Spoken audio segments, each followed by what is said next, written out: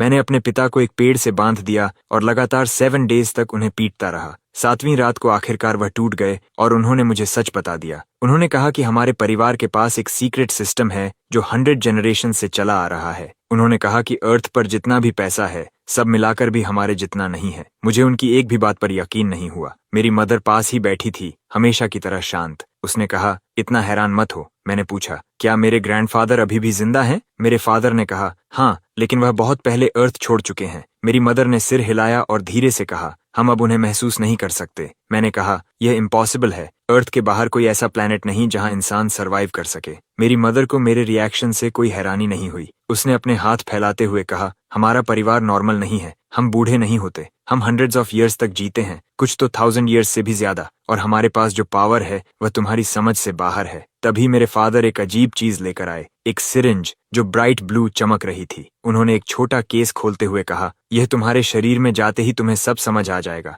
और अब परिवार की सारी प्रॉपर्टी तुम्हारे नाम है। मैंने हमारे छोटे टूटे हुए घर को देखा और पूछा, कौन सी प्रॉपर्टी? उन्होंने एक ब्लैक कार्ड निकाला और कहा, इससे तुम्हें दुनिया में कहीं भी वीआईपी ट्रीटमेंट मिलेगा। अगर यकीन नहीं है तो बैलेंस चेक कर लो। उन्होंने कार्ड मुझे दिया और मैंने तुरंत अपना बैंकिंग ऐप खोला। स्क्रीन पर जीरोस गिनने लगा, 8 जीरोस। ये फेक होना चाहिए था। मैंने पूछा, हमारे परिवार के पास आखिर कितना पैसा है? उन्होंने एक दूसरे को देखा। मेरे फादर बोले, हमें नहीं पता, लेकिन इस दुनिया में किसी के पास हमसे ज्यादा नहीं है। हम अपने छोटे से मेसी लिविंग रूम में बैठे थे, लेकिन अब सब कुछ अलग लग रहा था। मैं सोच भी नहीं पा रहा था। मुझे एक ऑनलाइन वीडियो याद आया जिसमें एक रिच किड कह रहा था कि उसे फर्क नहीं पड़ता कि उसके दोस्तों के पास पैसा है या नहीं, क्योंकि कोई भी उससे ज्यादा अमीर नहीं हो सकता। मेरे पेरेंट्स गेट के पास खड़े थे। उनके काल्म चेहरे सब कुछ और रियल बना रहे थे। मेरे फादर ने कहा, एक दिन तुम भी हमारे जैसे बनोगे, इस दुनिया के रूल्स से आजाद। मेरी मदर ने आसमान की तरफ इशारा किया और कहा, जब अर्थ बोरिंग लगे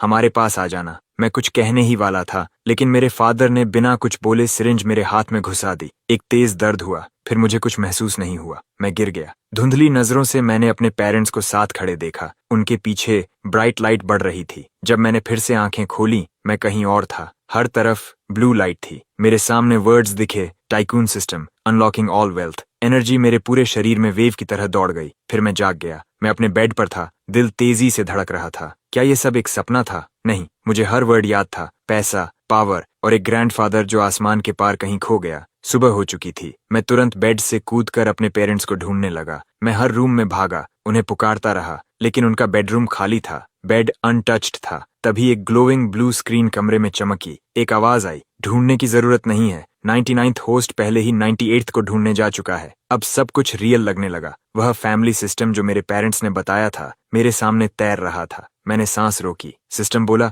जब तुम्हारा अथॉरिटी लेवल काफी बढ़ जाएगा तब तुम इस प्लैनेट को छोड़कर उन्हें ढूंढ सकते हो। फिर उसने मिशंस दिखाए, स्पेंड मनी, शो ऑफ। मैं स्क्रीन को घूरता रह गया। यही प्लान था। मेरी एक्स गर्लफ्रेंड मुझे छोड़ गई क्योंकि मेरे पास कुछ नहीं था। इतने पैसे के साथ अब ऐसा कभी नहीं होगा। पहला मिशन सामने आया, पूरी दुनिया को बताओ कि मैं सबसे अमीर आदमी हूँ। Deadline 1 year. मैं सोचने लगा कि शुरुआत कहाँ से करूं। पैसा खर्च करना था, ये क्लियर था, लेकिन किस पर? कार, हाउस, यही पहले आइडियाज आए। मैं पूरी जिंदगी एक नॉर्मल इंसान रहा था। मुझे बड़े लेवल पर खर्च करना नहीं आता था। सिर्फ सोचकर ही सिर दर्द होने लगा। तभी सिस्टम फिर से आया, beginner mission, live stream platform पर 10 मिलियन खर्च करो। रिवॉर्ड, तुम्हारा बॉडी ट्वाइस स्ट्रांग हो जाएगा। 10 मिलियन। मैं तुरंत खड़ा हो गया। मैंने अपनी जिंदगी में इतना पैसा कभी नहीं देखा था। सबसे बड़ी अमाउंट जो मैंने टच की थी वह मेरी कॉलेज फी थी, लेकिन 10 मिलियन उस ब्लैक कार्ड का सिर्फ एक छोटा हिस्सा था। मैं खिड़की के पास खड़ा होकर शहर को देखने लगा। अब ये दुनिया पहले जैसी नहीं लग रही थी। सिस्टम चाहता था कि मैं बाहर जाऊं और पैसे खर्च करूं।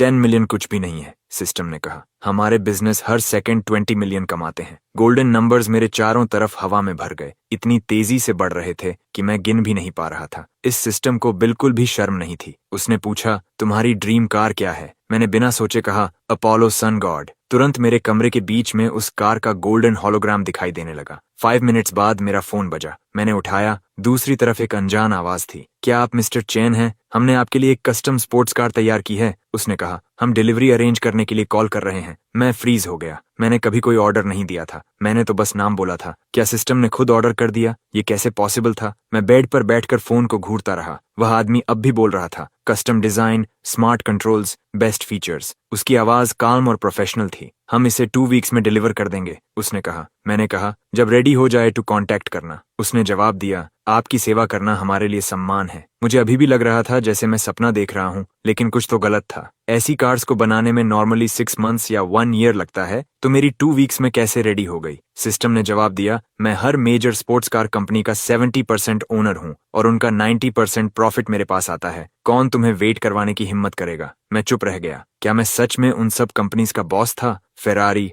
Rolls Royce, Aston Martin, Pagani, system एक के बाद एक नाम गिनाता गया। वह सब मेरे थे और फिर भी मिलाकर मेरे टोटल वेल्थ का 8% भी नहीं बनते थे। अब मुझे समझ आया कि हमारा फैमिली कितना रिच है। मेरा दिमाग काम करना बंद कर गया। ये सब एक साथ समझना बहुत ज्यादा था, लेकिन फिर सब सिंपल हो गया। 10 मिलियन मेरे लिए कुछ नहीं था। अगर पैसा कभी खत्म नहीं होगा तो मैं बिना डर के खर्च करूंगा। मैंने डेस्क से फोन उठाया, लाइव स्ट्रीम ऐप खोला और टॉपअप कंफर्म किया। 5 मिलियन तुरंत डाल दिए। स्क्रीन गोल्ड ग्लो करने लगी। कहीं ऑनलाइन एक व्यूअर ने नोटिफिकेशन देखा और तुरंत सर्च करने लगा कि ये कौन है जिसने 5 मिलियन खर्च कर दिए। 2 साल पुराना अकाउंट, लगभग कोई स्पेंडिंग हिस्ट्री नहीं। वह कंफ्यूज था। इधर मैं अपने कमरे में हल्की स्माइल के साथ बैठा था। ऑनलाइन लोग मुझे फूल कह रहे थे। कुछ कह रहे थे कि मैंने कंपनी का पैसा चुराया है। मैं हर कमेंट पढ़ रहा था और मुस्कुरा रहा था, लेकिन मेरे हाथ अब भी कांप रहे थे। मेरा एक हिस्सा अब भी बिलीव नहीं कर पा रहा था कि मैंने क्या किया। मैंने अपना चेहरा ढक लिया। 5 मिलियन एक टैप में खत्म। लेकिन फिर मैंने ऊपर देखा, ये तो बस शुरुआत थी। तुम्हें आदत हो जाएगी, सिस्टम ने कहा। मैंने सिर पकड़कर साई किया। सब कुछ बहुत तेजी से बदल गया था, लेकिन समर ब्रेक था और मुझे कहीं जाना नहीं था। आदत से मैंने एक गेमिंग स्ट्रीम खोली। मेरे फेवरेट स्ट्रीमर टीचर पू की। वह कॉमेडी गेमिंग कंटेंट करता था और मैं उसे महीनों से देख रहा था। पहले मैं उसे सिर्फ फ्री गिफ्ट्स देता था, लेकिन आज सब बदलने वाला था। मैंने एक साथ लगभग 8000 पैंडा गिफ्ट्स भेज दिए, 500,000 के। मैं आर्म्स क्रॉस करके पीछे लीन हो गया। अब पैसे खर्च करना डरावना नहीं लग रहा था। उसके स्ट्रीम पर टीचर पू अपनी सीट से लगभग कूद गया। चैट इतनी तेजी से चल रही थी कि बस कलर्स ही कलर्स दिख रहे थे। व्यूअर्स पागल हो गए थे। ये रिच आदमी आया कहां से? मैं हाथ जोड़कर बैठा केओस देख रहा था। यह किसी गेम से भी ज्यादा मजेदार था। दूसरी तरफ टीचर पू खुद को संभाल कर चेयर पर बैठा। उसने पहले भी बिग स्पेंडर्स देखे थे, लेकिन इतना नहीं। वह स्क्रीन को घूर रहा था। उसे यकीन नहीं हो रहा था। थैंक यू बॉस, उसने माइक में चिल्लाया। 8000 पैंडास, ये इंसेन है। अभी आपको मॉडरेटर बनाता हूँ। वह हंसते हुए बोला, हम साथ में गेम्स खेल सकते हैं। मुझे चैट पर ऐड करो भाई। थोड़ी देर बाद मेरे अकाउंट पर मॉडरेटर बैज आ गया। मैंने बिना सोचे उसे कांटेक्ट भेज दिया। मैंने मैसेज किया, शायद कभी तुम्हारे सिटी आकर तुम्हें डिनर खिलाऊंगा, लेकिन अभी मैं दूसरे रूम्स चेक करना चाहता हूँ। फिर मैंने एक और स्ट्रीम खोली और 1000 पेंडास और भेज दिए। मैं पीछे बैठ गया, ठुड्डी हाथ पर टिकाकर। अब स्पेंडिंग का डर पूरी तरह खत्म हो चुका था। मैंने अपनी फॉलो लिस्ट खोली और अगला टारगेट देखने लगा। एक और स्ट्रीमर ऑनलाइन थी, एक लड़की जिसका नाम सिन्यू था। वह हर रात पियानो बजाती और गाती थी। वह अपने ग्रैंड पियानो पर बैठी थी। उसके पीछे खिड़की से वार्म लाइट आ रही थी। मैंने आंखें बंद की और उसकी आवाज सुनी। उसकी आवाज ने बाकी सब कुछ गायब कर दिया, लेकिन उसके रूम की चैट बिल्कुल शांत नहीं थी। ये उसके फैंस की वजह से नहीं था। भीड़ मेरे पीछे पीछे आई थी। हर कोई उस बिग स्पेंडर को देखना चाहता था। सबके मन में एक ही सवाल था, क्या मैं फिर से करूंगा? उन्हें ज्यादा इंतजार नहीं करना पड़ा। उसकी व्यूअर काउंट 60,000 तक पहुंच गई। मैं मुस्कुराए बिना नहीं रह सका। मैंने बिना कुछ कहे फोन उठाया। एक और 1000 पैंडास। सिन्यू बीच में ही रुक गई। उसके हाथ उसके मुंह पर चले गए। उसने कैलकुलेटर उठाया। 500 पर गिफ्ट, 1000 गिफ्ट्स, टोटल 500,000। उसका हिस्सा 250,000 था। उसने हाथ जोड़कर मुस्कुराया। उसे लगा जैसे वह दुनिया की सबसे लकी इंसान है। लेकिन फिर उसने यूजर नेम देखा और उसकी मुस्कान गायब हो गई। उसके स्ट्रीम पर रोज सिर्फ 2000 व्यूअर्स आते थे और यह नाम हर रात आता था। वह शांत व्यूअर जो कभी कुछ स्पेंड नहीं करता था। वह कुर्सी पर पीछे झुक गई। यह वही इंसान था जो हमेशा से वहां था। वह सही वर्ड्स नहीं ढूंढ पा रही थी, बस बार बार थैंक यू कह पा रही थी। नीचे कमेंट्स रुक ही नहीं रहे थे। चैट थमने का नाम नहीं ले रही थी। ये स्ट्रीमर अब फेमस होने वाली है, किसी ने लिखा। सिन्यू हर शब्द पढ़ रही थी। उसके हाथ उसके सीने पर थे। दिल तेजी से धड़क रहा था। तभी एक मैसेज ने उसे रोक दिया। ये सीधा उसके दिल तक पहुंच गया। वह अपने चेहरे को संभालने की कोशिश करती रही। उसकी आंखों में आंसू भर आए। वह मैसेज मैंने खुद लिखा था। मुझे नहीं पता तुम्हारी जिंदगी में क्या चल रहा है, लेकिन मैं तुम्हें लंबे समय से देख रहा हूँ और मुझे लगता है कि तुम खुश नहीं हो। स्क्रीन के उस तरफ सिन्यू आगे झुक गई। वह खुद को संभाल नहीं पा रही थी। मुझे उम्मीद है तुम्हारा सिंगिंग और पियानो तुम्हें जल्द खुश करेगा, मैसेज में लिखा था। चैट फिर एक्सप्लोड हो गई। ये सिर्फ रिच नहीं है, इसके पास दिल भी है, किसी ने लिखा। सिन्यू ने अपने हाथ के पीछे से आंखें पोंछी और गहरी सांस लेने की कोशिश की। उसने धीरे से पूछा, क्या कोई सॉन्ग है जो तुम सुनना चाहते हो? मैंने अपने फेवरेट इंग्लिश सॉन्ग का नाम टाइप किया और भेज दिया। उसकी उंगलियां कीज पर चली गईं और उसने बजाना शुरू किया। जब आखिरी नोट खत्म हुआ, मैंने फिर से स्क्रीन टैप किया। एक और 1000 पेंडास। चैट फिर पागल हो गई। इसके बाद मैं रुकने वाला नहीं था। एक स्ट्रीम से दूसरे स्ट्रीम पर जाता रहा, जैसे मन करे वैसे स्पेंड करता रहा। छोटा या बड़ा फर्क नहीं पड़ता था। हर स्ट्रीमर जिसे मैं पसंद करता था उसे कम से कम 99 पैंडाज मिलते थे। पूरा दोपहर ऐसे ही निकल गया। 10 मिलियन, सब कुछ एक ही आफ्टरनून में स्ट्रीमिंग पर खर्च हो गया। सिस्टम का टास्क आखिर पूरा हो गया। मुझे कुछ महसूस होना चाहिए था, लेकिन मैं बस नम था। फोन मेरे हाथ में ऐसे चमक रहा था जैसे उसमें अपनी जान हो। उसी प्लेटफॉर्म पर एक लेजेंड जन्म ले चुका था, एक मिस्ट्री यूजर जिसने 3 आवर्स में 10 मिलियन खर्च कर दिए। वह मैं था। तभी अचानक मेरे पूरे शरीर में बिजली की तरह झटका लगा। हर मसल और हर बोन जलने लगी। 5 मिनट्स बाद मैं हिल भी नहीं पा रहा था। सिस्टम बोला, कंग्रेचुलेशंस 100th होस्ट, तुम्हारा बॉडी अब पहले से ट्वाइस स्ट्रांग है। मैंने अपने हाथ खोले बंद किए, वही हाथ, लेकिन एहसास पूरी तरह अलग। मैंने पूछा, यह अभी क्या था? एक गोल्डन सर्कल सामने आया। सिस्टम बोला, यह एनर्जी 99th होस्ट ने सेव की थी। पूरी जिंदगी की जमा पावर जो तुम्हें नॉर्मल इंसान से कहीं ज्यादा बना सकती है। लेकिन तुम्हारे फादर ने ऑर्डर दिया था कि यह पावर धीरे धीरे मिले, टास्क्स के रिवॉर्ड्स के जरिए। अगर एक साथ मिलती तो तुम्हारी ग्रोथ के लिए खराब होता। सिस्टम ने कहा, ये बात समझ में आई। जल्दी मिली पावर सिर्फ शॉर्ट टर्म में काम आती है। मैंने मुट्ठी बंद की। इतना छोटा बूस्ट भी इनक्रेडिबल लग रहा था। बाकी बाद में आएगा जब मेरा लेवल बढ़ेगा। सिस्टम ने कहा, एक और बात, मैंने तुम्हारे लिए एक बटलर अरेंज किया है। एक आदमी जिसे पिछले होस्ट ने मदद की थी, वह अभी तुम्हारे दरवाजे पर खड़ा है। मैंने हैंडल पकड़ा और दरवाजा खोला। एक बूढ़ा आदमी तेजी से अंदर आया, इतना एक्साइटेड कि ठीक से बोल भी नहीं पा रहा था। उसने कहा, आप यंग मास्टर चैन होंगे। उसकी आंखें चौड़ी थीं। मैं आज अपनी ग्रैंड डॉटर को भी लाया हूँ ताकि वह आपके एसेट्स ट्रांसफर में मदद कर सके। मैंने उसका हाथ मिलाया और कहा, कृपया अंदर आइए। सच कहूं तो मुझे कल ही पता चला कि हमारा फैमिली असल में कितना ओन करता है। मैंने उससे कहा। हम साथ बैठकर टी पीने लगे। उसकी ग्रैंड डॉटर उसके पास चुपचाप खड़ी थी। मैंने कहा, मिस्टर ज्वांग, आपको मुझे सब कुछ एक्सप्लेन करना होगा। वह बोला, मुझे ओल्ड ज्वांग ही बुलाओ। उसका बेटा मेरी कंपनीज संभालता था और उसकी ग्रैंड डॉटर ज्वांग यिंग मेरी पर्सनल असिस्टेंट बनने वाली थी। उसने कहा, वह आपकी हर जरूरत में मदद करेगी। मैंने कहा, लेकिन मैं तो बस एक कॉलेज स्टूडेंट हूँ, मुझे असिस्टेंट की क्या जरूरत है? ओल्ड ज्वांग मुस्कुराया। तुम हर बिजनेस मैटर खुद हैंडल नहीं कर सकते, उसने कहा, और इसके अलावा उसके पास ऑक्सफोर्ड से मास्टर्स डिग्री है। वह मुझे देखकर मुस्कुराई। ऑक्सफोर्ड बिजनेस मैनेजमेंट बुरा नहीं था, उसकी बात सही थी। मुझे अपने ही पैसे के बारे में कुछ नहीं पता था। अगर मैं कल कैश खत्म कर दूं तो मैं कुछ नहीं कर पाऊंगा। मैंने मान लिया कि उसे साथ रखना सही रहेगा। सब सेटल होने के बाद ओल्ड ज्वांग चला गया। मैं बैल्कनी पर गया और रेलिंग पर झुक गया। उसकी कार रोल्स रॉयस थी। ड्राइवर दरवाजे के पास खड़ा था। हुड पर गोल्डन फिगर सनलाइट में चमक रही थी। Rolls Royce, private driver, formal suit. ये आदमी बहुत वेल्थी था, फिर भी वह सिर्फ मेरे फैमिली का मैनेजर था। वह भी सिर्फ मेरे ग्रैंडफादर की फॉर्च्यून का छोटा हिस्सा संभालता था। उसके जाने के बाद मैं और ज्वांग यिंग कुछ देर चुप बैठे रहे। वह मुझे ध्यान से देख रही थी, जैसे समझ रही हो कि मैं कैसा इंसान हूँ। लेकिन एक छोटे कमरे में एक लड़का और लड़की अकेले बैठे हों तो थोड़ा ऑकवर्ड होता है। उसने ही साइलेंस तोड़ा। क्यों ना आप कहीं नया मूव करें? उसने कहा, यह जगह आपके लिए बहुत छोटी है। मैंने कमरे के पुराने वॉल्स और छोटे बेड को देखा। वह सही थी। उसने कहा, आपके पास हर मेजर सिटी में प्रॉपर्टी है, आप कहाँ रहना चाहेंगे? मेरी आंखें चौड़ी हो गईं। मैं चेयर पर पीछे झुक गया। इतना तो देश का सबसे रिच आदमी भी ओन नहीं करता होगा। मैंने कहा, जांगनन यूनिवर्सिटी के पास, मैं वहां पढ़ने वाला हूँ। ज्वांग यिंग ने तुरंत बैग से टैबलेट निकाला और तेजी से सर्च करने लगी। कुछ ही सेकंड्स में रिजल्ट्स भर गए। Dozens of listings. मैं स्क्रीन की तरफ झुका। उसने एक जगह दिखाते हुए कहा, यह मिल गया। जांगनान यूनिवर्सिटी से 3.5 किलोमीटर दूर, private villa area, European architect द्वारा डिजाइन। मैं पानी पी रहा था जब उसने कहा, 1600 स्क्वायर मीटर से ज्यादा, टोटल वैल्यू 280 मिलियन। मैं इतना जोर से खांसा कि टेबल पर झुक गया।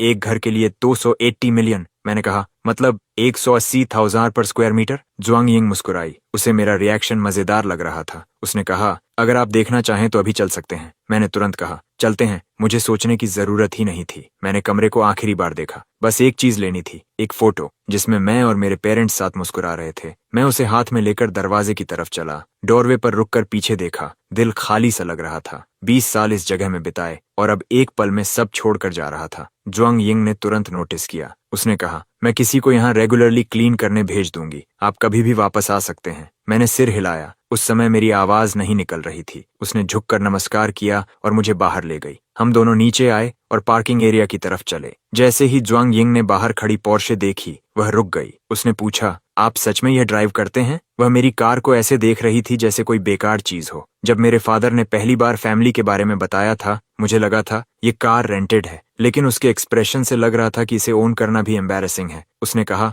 मैंने आपके लिए ऑलरेडी एक कस्टम स्पोर्ट्स कार ऑर्डर कर दी है, 2 वीक्स में आ जाएगी। मैंने कहा, ड्राइवर की जरूरत नहीं है, लोग मुझे रोड किंग कहते थे। वह बस मुझे घूरती रह गई। जैसे ही ये शब्द मेरे मुंह से निकले, मुझे तुरंत पछतावा हुआ। मैंने अपनी जिंदगी में मुश्किल से ही गाड़ी चलाई थी, लेकिन जैसे ही मैं स्टीयरिंग के पीछे बैठा, मुझे कुछ अलग महसूस हुआ। मेरा बॉडी अभी अभी डबल हुआ था। स्टीयरिंग पर मेरी पकड़ स्टेडी थी, मेरी नजरें शार्प थीं और मेरे रिएक्शंस पहले से कहीं तेज थे। चांगनन तक एक सिंपल ड्राइव थी, चिंता की कोई बात नहीं। मैंने स्मूथली कार बाहर निकाली, जैसे मैं यह हजारों बार कर चुका हूँ। अगर तुम थक जाओ तो मुझे ड्राइव करने देना, ज्वांग यिंग ने कहा। फिर उसकी आवाज धीमी हो गई। मेरे ग्रैंडफादर का पूरा परिवार आपके परिवार का कर्जदार है, उसने कहा। अगर आपके ग्रैंडफादर नहीं होते तो मैं आज यहाँ नहीं होती। वह बोलती रही। उसकी आवाज काम थी, लेकिन वर्ड्स भारी थे। अगर हम इस रोड पर एक्सीडेंट में मर भी जाएं, उसने कहा, तो भी हम वही लाइफ लौटा रहे होंगे जो आपके फैमिली ने हमें दी थी। मैंने पूछा, क्या सच में इतना सीरियस है? मेरे ग्रैंडफादर कैसे इंसान थे? उन्होंने ऐसा क्या किया कि एक पूरा परिवार इतना लॉयल हो गया? ज्वांग यिंग ने कोई जवाब नहीं दिया, बस चुपचाप आगे देखती रही। मैंने गियर बदला और एक्सीलरेटर दबाया। सामने आसमान खुला और साफ था। ऐसा लग रहा था कि आज से हर दिन कुछ नया लेकर आएगा। थोड़ी देर बाद हम पहुंच गए। गेट पर लिखा था जांगनन विला। जांगनन यूनिवर्सिटी का स्टूडेंट होने के कारण मैंने इसके बारे में सुना था। मेरे रूममेट्स इसके बारे में बात करते थे। यहाँ के सबसे सस्ते घर 80,000 पर स्क्वायर मीटर से शुरू होते थे। हम कार से उतरे और मेन बिल्डिंग की तरफ चले। सबसे छोटा विला भी 200 स्क्वायर मीटर्स का था। इतना पैसा तो लोग पूरी जिंदगी में भी नहीं कमा पाते। अंदर का लॉबी एक 5 स्टार होटल जैसा था और अब मैं पूरे कॉम्प्लेक्स का सबसे बड़ा विला ओन करता था। ज्वांग यिंग मुझे सर्विस सेंटर ले गई। ये हाई एंड कैफे जैसा है, उसने कहा। यहाँ सब कुछ ओनर्स के लिए फ्री है। फ्रंट डेस्क पर बैठी लड़की मुस्कुराई। हेलो, मेरा नाम श्याओवेन है, मैं आपकी कैसे मदद कर सकती हूँ? ज्वांग यिंग आगे बढ़ी। हेलो, मैं मिस्टर चेन की प्राइवेट असिस्टेंट हूँ। हम विला नंबर 1 की कीज लेने आए हैं। श्याओवेन का पेन लगभग गिर गया। वह शॉक में फ्रीज हो गई। विला नंबर 1 सालों पहले सेल हो चुका था, लेकिन कोई वहां रहने नहीं आया था। उसने जल्दी से खुद को संभाला और स्वीट स्माइल दी।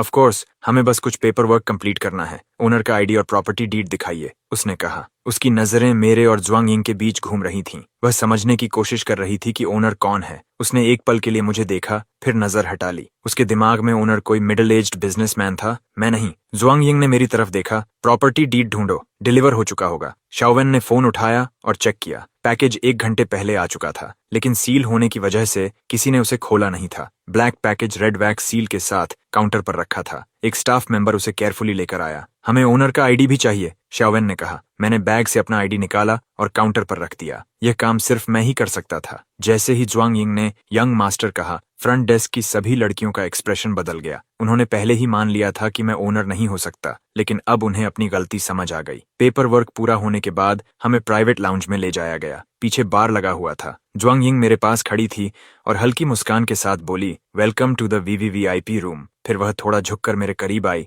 और धीरे से बोली, यंग मास्टर चेन, मैं आपको प्रॉमिस करती हूँ, फ्रंट डेस्क की कोई भी लड़की आज रात आपके साथ आना चाहेगी। क्या मैं अरेंज करूं? मैं पूरी तरह ऑकवर्ड हो गया। मेरी एक्स गर्लफ्रेंड के साथ 2.5 साल होने के बावजूद मैंने उससे ज्यादा कुछ नहीं किया था सिवाय हाथ पकड़ने के। मैं अभी भी पूरी तरह इनोसेंट था। ऐसी टीजिंग सीधा मेरे दिमाग पर हिट कर रही थी। ज्वांग यिंग मुझे एक वार्म स्माइल के साथ देख रही थी। उसने अपना मुंह ढककर धीरे से हंसी, क्लियरली मेरे रिएक्शन का मजा ले रही थी। मेरा चेहरा जल रहा था। वह रुकने वाली नहीं थी। उसने कहा, तुम्हारे स्टेटस के साथ तुम्हें हजारों खूबसूरत लड़कियां मिलेंगी, हजारों। ये सुनकर ही मेरा दिमाग घूम गया। उसने आगे कहा, तुम्हें जल्दी अपना माइंडसेट बदलना होगा, नहीं तो बाद में मुश्किल होगी। मैं और टीज नहीं झेल सकता था, इसीलिए मैं आगे झुककर बोला, बाकी लड़कियों को छोड़ो, अगर किसी को मेरा बेड वार्म करना है तो तुम खुद क्यों नहीं करती? उसकी स्माइल तुरंत गायब हो गई। उसका मुंह खुला रह गया, लेकिन आवाज नहीं निकली। उसके गाल तुरंत लाल हो गए। जो वर्ड्स वह कहने वाली थी वहीं अटक गए। मैं काउच पर पीछे झुक गया और हंस पड़ा। आखिरकार एक बार मैं जीत गया।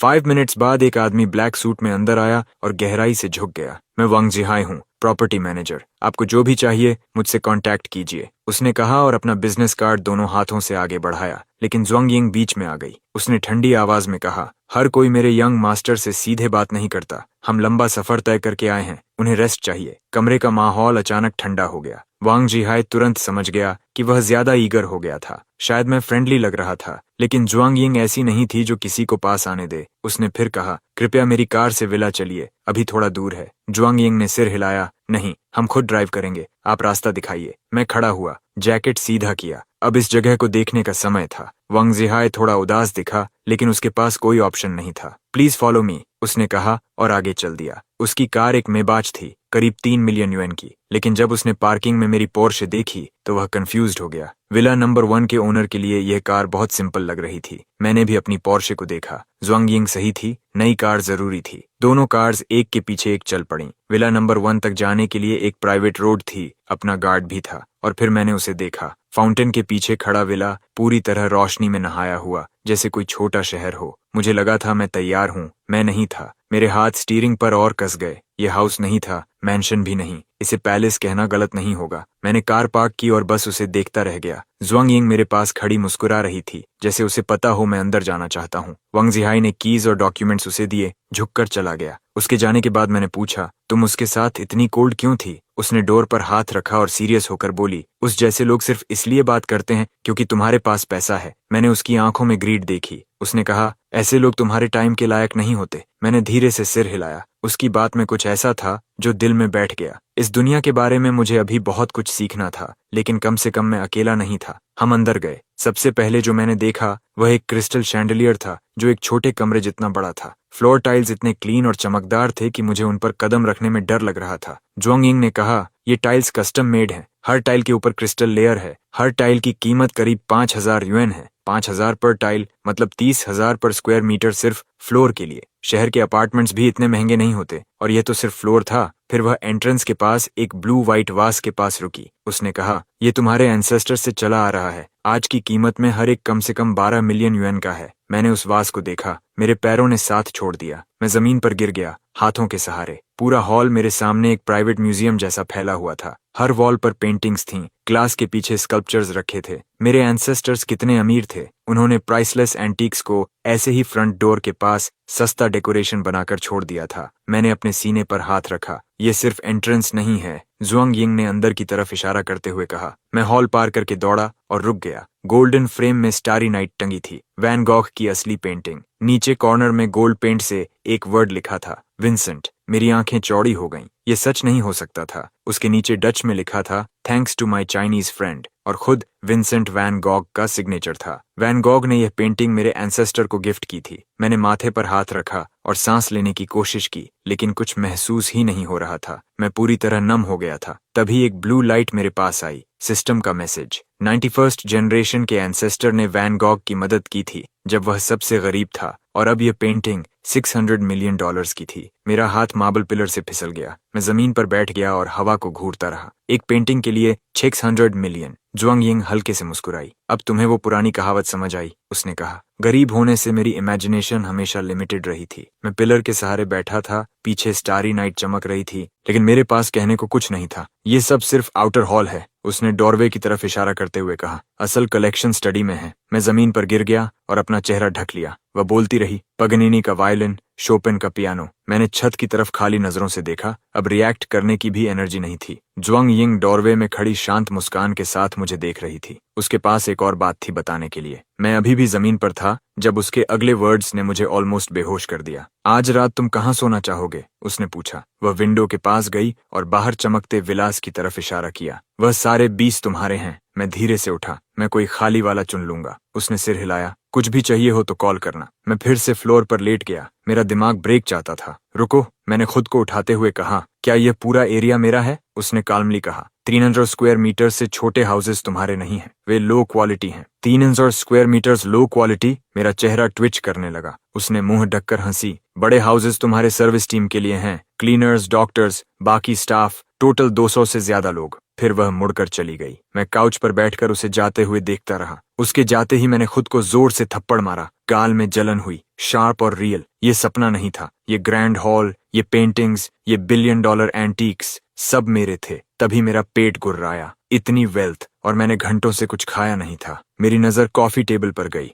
वहां सैटेलाइट फोन रखा था। मैंने उठाया। हेड शेफ का नंबर ऑलरेडी सेव था। मैंने तुरंत डायल किया। कुछ खाने को बना सकते हैं? मैंने पूछा। यंग मास्टर, हेलो, आवाज आई। आप क्या खाना चाहेंगे? हम कुछ भी बना सकते हैं। मैं मुस्कुराया। शेफ्स बड़े दावे करते हैं। मैंने टेस्ट करने का सोचा। अगर मुझे गोल्डन ट्यूना चाहिए, मैंने पूछा, क्या आप ला सकते हैं? दूसरी तरफ थोड़ी देर की चुप्पी हुई। शायद वे सच में कर सकते थे। हमारे पास 10 प्राइवेट जेट्स हैं, शेफ बोला। हर हफ्ते वे दुनिया भर से फ्रेश इंग्रेडिएंट्स लाते हैं। कल ही हमने फ्रेश गोल्डन ट्यूना फ्रीजर में रखा है। मैंने सिर झुका लिया। मैं अभी आपके लिए बनवाता हूँ, यंग मास्टर, उसने कहा। मैंने सिर पीछे टिकाया और आंखें बंद कर लीं। पैसा सच में सब कुछ कर सकता था। 10 प्राइवेट जेट सिर्फ ग्रोसरी लाने के लिए। मैं खड़ा हुआ, हाथ कमर पर रखे। क्या इससे भी एक्सट्रीम कुछ हो सकता है? शायद हाँ, इस हाउस में जरूर। मैं तो मजाक कर रहा था। मैंने जल्दी से कहा, बस नूडल्स बना दो, थोड़ा सी फूड और वेजिटेबल्स डाल देना, कुछ फैंसी नहीं। 20 मिनट्स, आवाज आई। कोई आपके डोर पर लेकर आ जाएगा। मैंने कॉल काटा और काउच पर गिर गया। इस लाइफ की आदत डालने में समय लगेगा।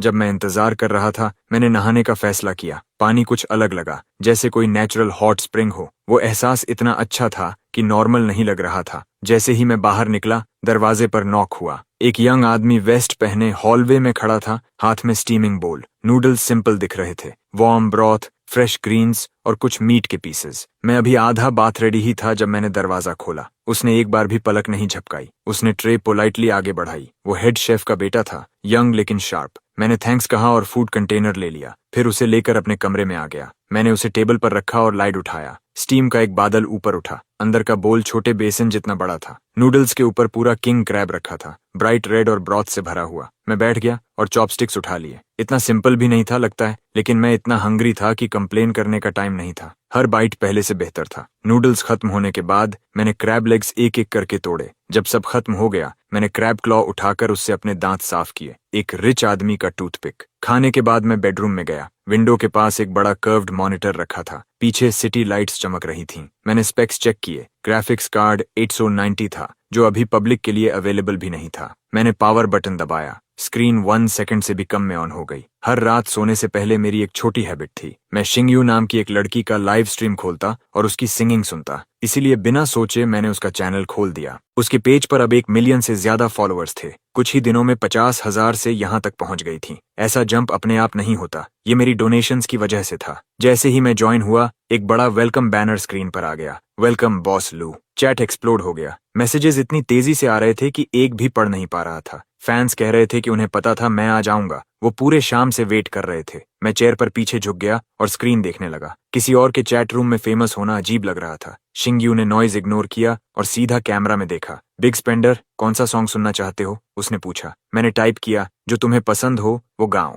फिर मैंने आंखें बंद कर लीं और म्यूजिक को कमरे में फैलने दिया। उसकी वॉइस सॉफ्ट और स्टेडी थी और एक स्लो सॉन्ग के बीच में एक थॉट आया जिससे मेरा चेहरा गर्म हो गया। रियल लाइफ में शिंगयू कैसी होगी? मैं पीछे झुककर सोचने लगा। खुद को रोके बिना मैंने उसे प्राइवेट मैसेज भेज दिया। कुछ ही मिनट्स में हम वी चैट पर कनेक्ट हो गए। मैंने जल्दी से हेलो भेजा। उसका रिप्लाई तुरंत आया। कोई गलत आइडिया मत बनाना, उसने लिखा। मैं स्क्रीन को घूरने लगा। मैंने उंगलियां चटकाईं। वो इंटरेस्टिंग थी। उसके बाद मैं उसकी सिंगिंग सुनता रहा। किसी क्वाइट सॉन्ग के दौरान मैं चेयर पर ही सो गया। जब मेरी आंख खुली, सूरज काफी ऊपर आ चुका था। अगले दिन दोपहर हो चुकी थी। मैं बाथरोब पहनकर हॉलवे में गया और हेड शेफ से कहा कि आज बाहर खाऊंगा। फिर मैंने फोन चेक किया और फ्रीज हो गया। कल रात शिंगयू को ऐड करने के बाद मैं बिना कुछ बोले सो गया था। मैंने उसका चैट खोला। मेरा लास्ट मैसेज वही हेलो था। मैंने जल्दी से टाइप किया, सॉरी, कल शिफ्टिंग में बिजी था और तुम्हारे सॉन्ग सुनते सुनते सो गया। उसका रिप्लाई सेकंड्स में आ गया। मैंने आईब्राउ उठाई। कोई बात नहीं, मुझे पता है तुम जैसे रिच लोग हमेशा बिजी रहते हो, उसने लिखा।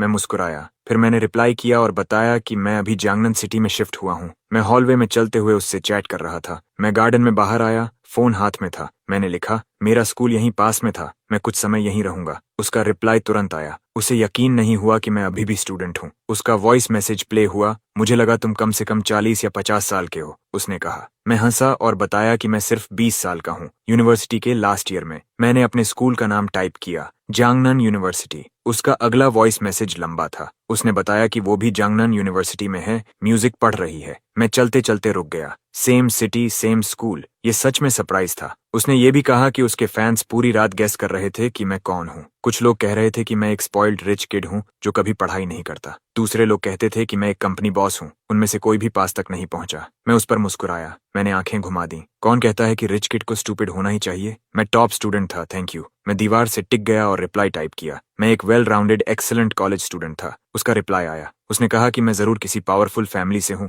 जो लाइव स्ट्रीम पर इतना खर्च कर सकता है। मैं मुस्कुराया। कुछ वैसा ही, मैंने कहा। और मुझे बिग स्पेंडर मत बुलाओ, बस मुझे आचेन कहो, मैंने उससे कहा, चलते हुए हॉल से नीचे जाता हुआ। फिर उसने एक लंबा मैसेज भेजा। उसने मुझे थैंक यू कहा। मेरी डोनेशंस ने उसके फादर की हॉस्पिटल में मदद की थी। उसके डैड को ट्रीटमेंट के लिए पैसे चाहिए थे और टाइमिंग बिल्कुल परफेक्ट थी। वह कभी मुझे खाना खिलाना चाहती थी। मैंने खिड़की के बाहर देखा। बस कहीं बहुत खराब जगह मत चुनना, मैंने कहा। मैं खुद ही हंस पड़ा। सच कहूं तो अगर वह बहुत फैंसी जगह चुनती है तो शायद मुझे उससे ज्यादा ऑकवर्ड लगे। मैंने उसे सच बताया। 2 दिन पहले तक मुझे पता भी नहीं था कि मैं रिच हूँ। उसने वापस एक कार्टून स्टिकर भेजा, एक डॉग फेस जिस पर लिखा था, तुम एक्सपेक्ट करते हो कि मैं ये मान लूं? उसने क्लियरली एक शब्द भी बिलीव नहीं किया। मुझे ये फनी लगा। मैंने आसमान की तरफ देखा और एक और मैसेज भेजा। इमेजिन करो कि तुम्हारे पेरेंट्स अचानक बता दें कि वे रिच हैं, लेकिन मेरे पेरेंट्स सिर्फ नॉर्मल रिच नहीं थे। वे उस सबसे भी आगे थे जो सिंग यू सोच सकती थी, और अभी वे दुनिया में कहीं थे, किसी को भी नहीं पता था कहाँ। तभी ज्वांग यिंग का मैसेज आया। उसने कहा कि मुझे प्रॉपर क्लोथ्स चाहिए।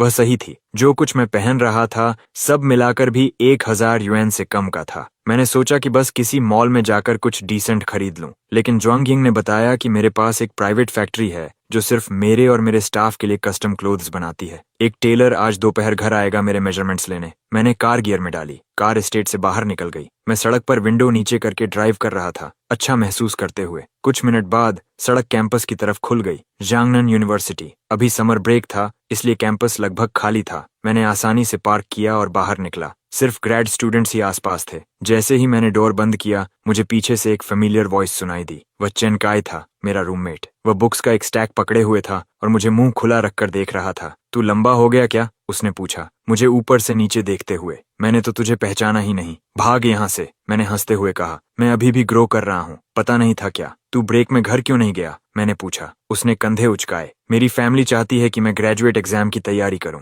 इसलिए मैं यहाँ हूँ। मैंने उसे बताया कि मैं अभी जांगनन सिटी में शिफ्ट हुआ हूँ। मैं कार के पास टिक गया और हाथ फैलाए। चेन काय ने अपनी ग्लासेस ऊपर की। तूने ये सब इतने टाइम तक छुपा कर रखा? उसने कहा। वह कार की छत पर टिक गया। यहाँ प्रॉपर्टी 60,000 पर स्क्वायर मीटर से ज्यादा है। एक अपार्टमेंट की कीमत आधी जिंदगी की कमाई है। मैंने सिर पीछे फेंक कर हंसा। मेरे डैड ने बस 2 दिन पहले मुझे बताया कि मैं रिच सेकंड जनरेशन हूँ। मैंने उसका कंधा पकड़ लिया। लंच मेरी तरफ से। चल कैंपस के पास वाले बटलर रेस्टोरेंट चलते हैं। उसका चेहरा सख्त हो गया। वो जगह? वहाँ मिनिमम 300 पर पर्सन है। हम रेस्टोरेंट की तरफ चलने लगे। चेन काय अभी भी शॉक में था। मैं पे कर रहा हूँ, मैंने कहा उसे आगे धकेलते हुए। बस चल, अगर पैसे खर्च करने हैं तो किसी ऐसी जगह पर करें जहाँ खाना वर्थ हो। जैसे ही हम एंट्रेंस पर पहुंचे, चेन काय का चेहरा बदल गया। 2 लोग बाहर निकल रहे थे। उनमें से एक मेरी एक्स गर्लफ्रेंड थी, जांग युआन। वह एक लंबे मस्कुलर आदमी का हाथ पकड़े हुए थी। जांग युआन। उसने मुझे देखा और ऐसे मुस्कुराई जैसे मैं कोई चीज हूं जिस पर वह पैर रखकर गुजरी हो। उसके साथ वाला आदमी वांग शुआन था, उसका नया बॉयफ्रेंड। एक पल के लिए कोई भी नहीं हिला।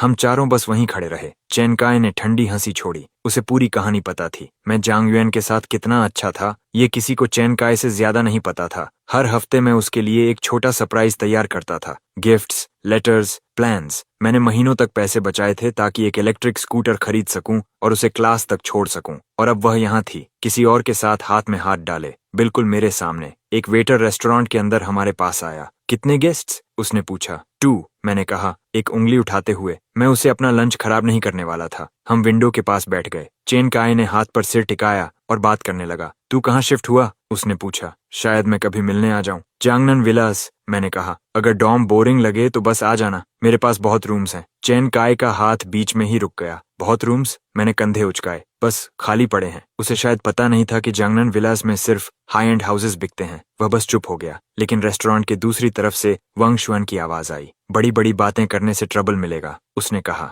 जांग युआन का बॉयफ्रेंड होने के नाते वह पहले से ही मुझसे नफरत करता था। मैंने सीधे उसकी तरफ देखा। वह लड़ना चाहता था। उसकी आंखों में साफ दिख रहा था। उसने जांगनान विलास का नाम सुन लिया था। उसके हाथ में गोल्ड वॉच थी और उसे उस जगह की कीमत पता थी। उसका खुद का फैमिली भी वहीं पास रहता था। उसे पता था कि सबसे सस्ती विला भी लगभग 20 मिलियन युएन से शुरू होती है। वह ऐसे मुस्कुराया जैसे वह जीत चुका हो। फिर उसने जोर से बोला ताकि सब सुने, मुझे लगा तुम्हारा एक्स बस गरीब है। जांग युएन ने मीठी मुस्कान के साथ कहा। निकला तो लायर भी, उसने जोड़ दिया। चेन काई का चेहरा उतर गया। बाकी लोग भी देखने लगे। कुछ ने उस जगह का नाम पहचाना और हंसने लगे। उन्होंने मेरी चीप शर्ट देखी और सिर हिलाया। उनकी नजर में मैं बिलोंग नहीं करता था। मैंने धीरे से पानी पिया। अब यह सब मुझे फर्क नहीं पड़ता था। पिछले 2 दिनों में जो देखा था उसके बाद स्ट्रेंजर्स की हंसी कुछ भी नहीं थी। फिर वांग शुएन बोला, यह हमेशा से ऐसा ही है, उसने कहा। जांग युएन ने मेरी तरफ इशारा किया। दिखावा करता है लेकिन कुछ है नहीं, उसने कहा। मैंने इस लड़की के लिए सब कुछ दिया था और अब वह मुझे ऐसे याद कर रही थी। उसने हाथ बांध लिए और मुझे ऐसे देखा जैसे मैं डर्ट हूँ। ठीक है,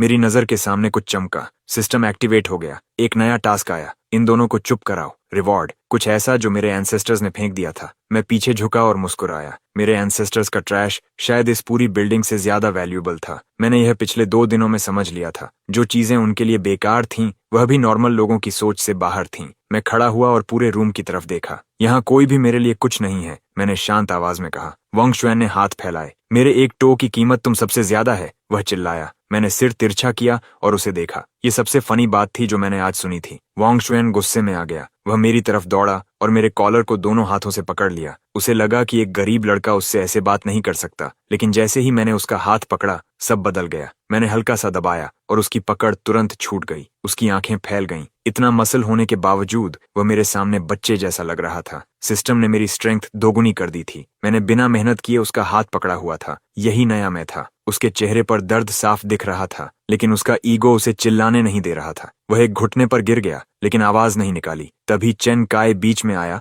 और हमें अलग किया। मैंने वांग शुएन को हल्का सा धक्का दिया। वह पीछे बूथ में जा गिरा। मैंने अपना कॉलर ठीक किया। थोड़ा सा रिंकल हो गया था। वांग शुएन मुझे घूर रहा था, आंखों में प्योर हेट के साथ। मैंने हल्की मुस्कान दी। जांग युएन सच में अजीब लोगों को चुनती है। तभी 2 सिक्योरिटी गार्ड्स आए और जांग युएन पहले से ही विक्टिम बनकर हमारी तरफ इशारा कर रही थी। मैनेजर भी आ गया। उसके नेम टैग पर बाय लिखा था। उसके चेहरे पर साफ लिखा था, ट्रबल। ऐसी जगहों पर फाइट्स को सीरियसली लिया जाता है। मुझे इसकी जरा भी चिंता नहीं थी। मैंने फोन निकाला और कॉल किया। वांग शुएन सामने से देख रहा था। उसे अंदाजा भी नहीं था क्या होने वाला है। मैं स्कूल के पास रेस्टोरेंट में हूँ, मैंने कहा। मेरी एक्स और उसका बॉयफ्रेंड यहाँ है। ये लोग मेरा मजाक उड़ा रहे हैं कि मैं गरीब हूँ। Young master, please wait 2 minutes. दूसरी तरफ से आवाज आई। मैं अभी इसे हैंडल करता हूँ। मैंने कॉल काट दी और मुस्कुराया। उसने मुझे उस ब्लैक कार्ड की भी याद दिलाई जो मेरे फादर ने दिया था। जिसके पास भी सही नजर होगी, वह उस कार्ड को पहचान कर मुझे रॉयल्टी की तरह ट्रीट करेगा। मैंने फोन टेबल पर रख दिया और इंतजार करने लगा। वांग शुएन धीरे से बड़बड़ाया, ये बस प्रिटेंड करता है, अभी सिक्योरिटी इसे बाहर फेंक देगी। एक सूटेड आदमी पास खड़ा था। चेन काई मेरे साथ ही खड़ा रहा। मैंने कैजुअली मैनेजर बाई की तरफ इशारा किया। तुम्हें अभी एक कॉल आएगा, बस वेट करो। वह कंफ्यूज दिखी। आखिर कौन उसे इस बात के लिए कॉल करेगा। 2 मिनट्स से भी कम में उसका फोन बजा। उसने वहीं कॉल उठाया। दूसरी तरफ इस पूरी चेन का ओनर था। उसकी आंखें चौड़ी हो गईं। जो भी वह कह रहा था, असर साफ दिख रहा था। उस यंग मैन को ऑफेंड मत करना, ओनर ने कहा। उसे जो चाहिए दे दो। चेन काई आराम से बैठा रहा, कप पकड़े हुए। मैनेजर बाई के हाथ कांप रहे थे। ये रेस्टोरेंट ब्रांड कई देशों में फैला हुआ था। ये कोई छोटा बिजनेस नहीं था और मेरे एक कॉल पर ओनर खुद ऑर्डर्स दे रहा था। वह समझ नहीं पा रही थी कि मेरे पीछे कैसी पावर है। उसने कॉल काटा और गहराई से झुक गई। वांग शुएन और जांग युएन पीछे खड़े देखते रह गए। मिस्टर ए चेन, उसने कहा। चेहरे पर पसीना था। मैं आपके लिए बेस्ट सीट अभी प्रिपेयर करती हूँ। मैंने बस सिर हिलाया। वांग शुएन तुरंत खड़ा हो गया। ये क्या हो रहा है, वह चिल्लाया। इन 2 नोबडीज को बेस्ट सीट। मैंने हल्की मुस्कान के साथ उसे देखा। अब मुझे यह मजेदार लगने लगा था, क्योंकि यह रेस्टोरेंट मेरा है। मैंने कहा, बस इतना काफी है। सिस्टम पहले ही फाइट के दौरान मुझे नंबर्स दिखा चुका था। डेटा मेरी नजर के कोने में चमक रहा था। वांग शुएन मुझे घूरता रह गया। उसका शरीर स्टिफ हो गया। उसके चेहरे से पसीना बहने लगा। इस कंपनी का 92% मेरी फैमिली का है, मैंने जोर से कहा ताकि सब सुने। बाकी 8% उन लोगों को रिवॉर्ड में दिया गया था जिन्होंने इसे बनाया। वांग शुएन ने दीवार पर लगे लाइसेंस की तरफ इशारा किया। तू सपना देख रहा है, वह चिल्लाया। उस पर तेरा नाम नहीं है। मैनेजर बाय हिल गई। उसे वह नाम पता था और अब वह कनेक्शन समझ रही थी। मैनेजर बाय, मैंने कहा, इन दोनों को बाहर निकालो और हर लोकेशन से परमानेंटली बैन कर दो। वांग शुएन गार्ड्स को धक्का देने की कोशिश करने लगा। ओनर ने बाई को कहा था कि मेरी हर बात मानी जाए, इसलिए उसने बिना सोचे ऑर्डर दे दिया। जांग युएन ने अपना बैग कसकर पकड़ लिया। अगर वे सबके सामने निकाले गए तो उनकी इज्जत खत्म हो जाएगी। मैं पीछे झुक गया और पैर क्रॉस कर लिए। एक शांत मुस्कान। वांग शुएन खुद को कंट्रोल में दिखाने की कोशिश कर रहा था। तुम बिजनेस चलाना चाहते हो या नहीं? वह स्टाफ पर चिल्लाया। पेइंग कस्टमर्स को निकालना? मैंने पहली बार देखा है कि रेस्टोरेंट अपने ही गेस्ट्स को निकाल रहा है। उसी समय एक वेटर बाई के पास आया और धीरे से फाइट की सच्चाई बता दी। बाई ने सुना और मुस्कुराई। सच हमारे साथ था, सब वांग शुएन ने शुरू किया था। अगर आपको कंप्लेंट है, उसने मीठी आवाज में कहा, तो अथॉरिटीज को रिपोर्ट कर सकते हैं। वांग शुएन का चेहरा मरोड़ गया। उसे पता था कि गलती उसकी है, लेकिन वह मान नहीं सकता था। वह रिच किड था, लेकिन उसके फादर बस एक छोटे शेयर होल्डर थे। उनका नाम यहाँ कुछ भी नहीं था। वह दांत पीसता रहा, मुट्ठियां टेबल पर दबाकर। मैंने स्पून उठाया और मुस्कुराया। गुस्सा आ रहा है? मैंने पूछा। तुम्हारे पास पैसे हैं, वांग शुएन ने दांत भींचकर कहा, लेकिन तुम मेरा क्या बिगाड़ सकते हो? उसका हर मसल लड़ने के लिए तैयार था, लेकिन उसे याद था कि मैंने उसका हाथ कैसे क्रश किया था और गार्ड्स अभी भी पास खड़े थे। उसने सिर झुका लिया। उसके पास चॉइस नहीं थी, उसे अपनी ईगो निगलनी पड़ी। मैंने धीरे से एसआईपी लिया। अभी मैं खत्म नहीं हुआ था। सिर्फ यह स्टोर नहीं, मैंने कहा, पूरी चेन की हर लोकेशन मेरी है। वांग शुएन का मुंह खुला का खुला रह गया। अगर तुम इस रेस्टोरेंट को खरीदना चाहते हो, मैंने खड़े होते हुए कहा, तो पहले पूरी ग्रुप खरीदनी पड़ेगी। उसे एग्जैक्ट नंबर नहीं पता था, लेकिन वह जानता था कि एक पब्लिकली लिस्टेड कंपनी उसकी पूरी फैमिली की सोच से भी ज्यादा की होती है। उसने अपना चेहरा हाथों में छुपा लिया।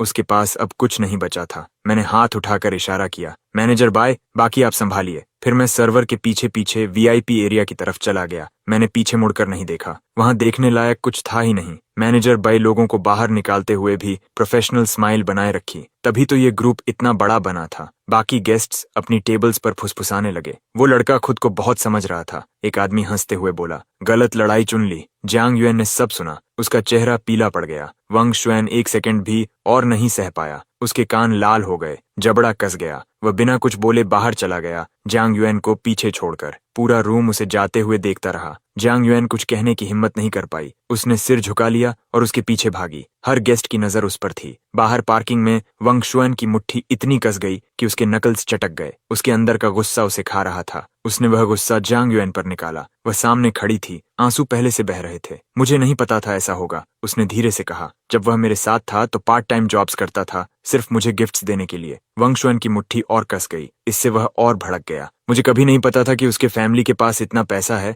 उसने रोते हुए कहा। दोनों अंधेरी पार्किंग में खड़े थे, एक दूसरे को देखते हुए, लेकिन कहने के लिए कुछ नहीं था। वांग शुएन को जिंदगी में कभी ऐसे इंसल्ट नहीं किया गया था। उसने अपनी मुट्ठी कार के बॉनेट पर दे मारी। उसने कसम खाई कि वह एचएन से बदला लेगा, लेकिन जांग युएन ने उसका हाथ पकड़ लिया। उसने उसे पागलपन भरा कुछ भी करने से रोका। दूसरी तरफ मैं वीआईपी रूम में मेन्यू देख रहा था। 2 मीडियम स्टेक्स, मैंने कहा। श्रिम्प ऐड करो और एक प्लेट फुई ग्रा भी। चेन काय मेरे सामने बैठा था, पूरी तरह खोया हुआ। यह रूम उससे कहीं ज्यादा फैंसी था जितना उसने कभी देखा था। मुझे पता था कि वह ऐसे मेन्यू से ऑर्डर करने में हिचकिचाएगा, इसलिए मैंने दोनों के लिए ऑर्डर कर दिया। प्राइवेट रूम बहुत बड़ा था। दीवारों पर गोल्ड फ्रेम्स, टेबल पर क्रिस्टल और एक वेटर रेडी खड़ा था। वेटर झुक गया। हम सब कुछ जल्दी ले आएंगे सर। चेन काय ने दोनों हाथों से अपना सिर पकड़ लिया। 3 साल, उसने कहा। 3 साल मैं तेरे साथ क्लास में बैठा और मुझे कुछ पता ही नहीं था। मैंने हाथ पर सिर टिकाया और मुस्कुराया। तूने मुझसे पैसे भी उधार लिए थे, उसने मेरी तरफ इशारा करते हुए कहा। मैंने उसका हाथ नीचे कर दिया और उसे काउच पर बैठा दिया ताकि वह और जोर से न बोले। मुझे खुद भी यह सब हाल ही में पता चला,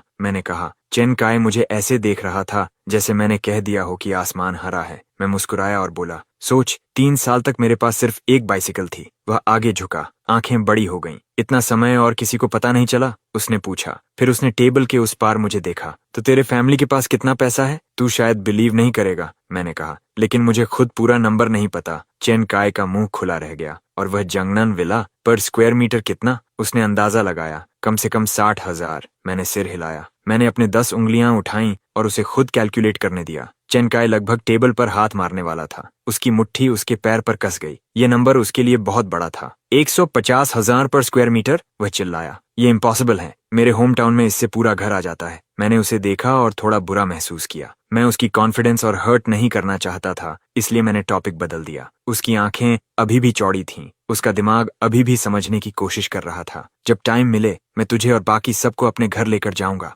मैंने कहा। तब तू खुद देख लेगा। मैंने यह नहीं बताया कि हमारे घर की एक पेंटिंग भी पूरी बिल्डिंग से ज्यादा की है। चेन काय ने मुझे हाफ स्माइल दी। हमने एक दूसरे से 3 इयर्स पहले प्रॉमिस किया था, रिमेंबर? मैं सबकी हेल्प नहीं कर सकता, मैंने अपना ग्लास पकड़ते हुए कहा, लेकिन मेरे रियल ब्रदर्स, मैं हमेशा सपोर्ट करूंगा। हमने अपने ग्लासेस एक साथ टच किए। अगर तुम में से कोई बिजनेस स्टार्ट करना चाहता है, मैंने उसकी तरफ सीधा देखते हुए कहा, बस मुझे बता देना। चेन काय ने अपना ग्लास पकड़ा और ब्लिंक किया। तुम सच में कह रहे हो? मैं तो वेट कर रहा था कि तुम ये कहो, उसने कहा, अचानक एनर्जी से भर गया। हमारे पास ऑलरेडी एक गेम आइडिया है, अगर हम इसे फिनिश कर लें तो ये ह्यूज होगा, उसने कहा। इसने मेरा अटेंशन खींचा। मैंने अपनी चिन हाथ पर टिकाई और सुना। हमारे डॉर्म में मैं ही अकेला हूँ जो कुछ अलग पढ़ रहा हूँ, मैंने कहा। बाकी तीनों सब कंप्यूटर साइंस पढ़ते हैं, चेन काय ने प्राउड लुक के साथ कहा। मैंने थोड़ा सिर टिल्ट किया। और उन्हें गेम्स सबसे ज्यादा पसंद हैं। लेकिन फिर उसने एक हैवी ब्रेथ ली। प्रॉब्लम यह है कि हमारे पास सर्वर्स बनाने के लिए मनी नहीं है और हमारे पास इनफ लोग भी नहीं हैं, उसने ऐड किया। इसीलिए हमें गिव अप करना पड़ा।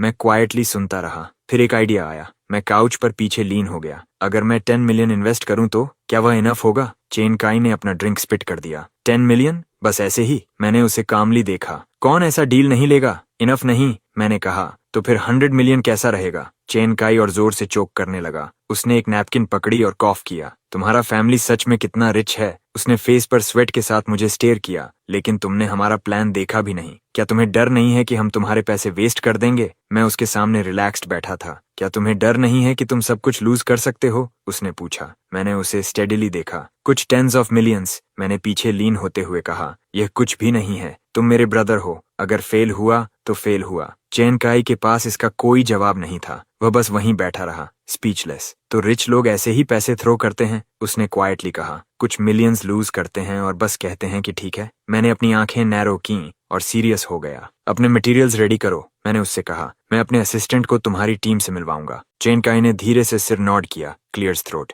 अगर कोई प्रॉब्लम नहीं हुई तो मनी राइट अवे आ जाएगा। राइट अवे, मैंने कहा। लेकिन एक बात क्लियर कर दूं, मैं सिर्फ मनी पुट करता हूँ, बाकी सब तुम पर है। चेन काई ग्रिन किया और अपनी फिस्ट पंप की। जब तक हमारे पास मनी है, हमें कोई नहीं रोक सकता। हम दोनों बात करते रहे और जितना हम बात करते गए उतना ही एक्साइटेड होते गए। चेन काई ने वहीं अपना माइंड बना लिया। वह अपनी ग्रेजुएट स्कूल की प्लान ड्रॉप कर रहा था। वह इसमें अपना सब कुछ पुट करने वाला था। हम एक दूसरे की तरफ लीन हुए, फर्स्ट स्टेप प्लान करते हुए। खाने के बाद मैं घर की ओर गया। जैसे ही मैं क्लियर्स थ्रोट विला के फ्रंट डोर से अंदर गया, मेरा फोन रिंग हुआ। एक कॉल किसी ऐसे पर्सन की जिससे मैंने लंबे टाइम से बात नहीं की थी। मैंने स्क्रीन की तरफ देखा। वह जांग यी था, मेरा हाई स्कूल का पुराना क्लासमेट। उसने ग्रेजुएशन के बाद शायद ही मुझे कॉल किया था। मैं काउच पर बैठ गया और पिकअप किया। उसकी वॉइस सुनकर मैं वापस चला गया। ऐसा लगा जैसे फिर से हाई स्कूल आ गया हो। हमारी स्कूल एनिवर्सरी 2 वीक्स में है, उसने स्क्रीन पर कहा। हमारे टीचर चाहते हैं कि हम वापस आएं और विजिट करें। मैंने केयरफुली सुना। काफी टाइम हो गया था जब मैंने उनमें से किसी को लास्ट बार देखा था। इससे मुझे सच में खुशी हुई। मैं अपने विला के ग्रैंड हॉल में बैठा था,